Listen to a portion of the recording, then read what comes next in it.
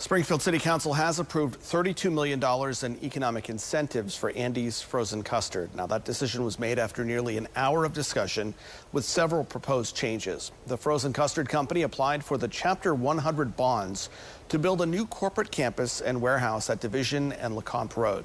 It includes temporary property tax abatements and sales tax exemptions on eligible construction materials.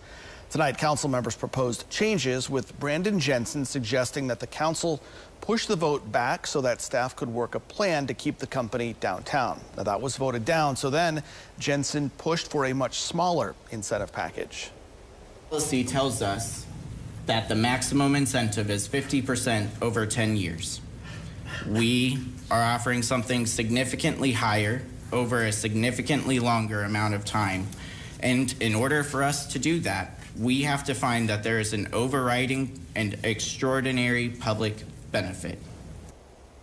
That amendment also failed, with the incentives being approved without any changes tonight. Now, several other businesses in Springfield have used Chapter 100 bonds. In 2017, 3M was issued no more than $17 million to get and install new equipment and machinery for the plant. In 2013, Hotel Vandevort received a $9.9 million bond to renovate it to the boutique hotel that we now know. And Kraft Heinz has been issued bonds 3 separate times. In 2012, they were issued no more than $26 million and requested $36 million in 2016. Their most recent request in 2020 was for no more than $48 million.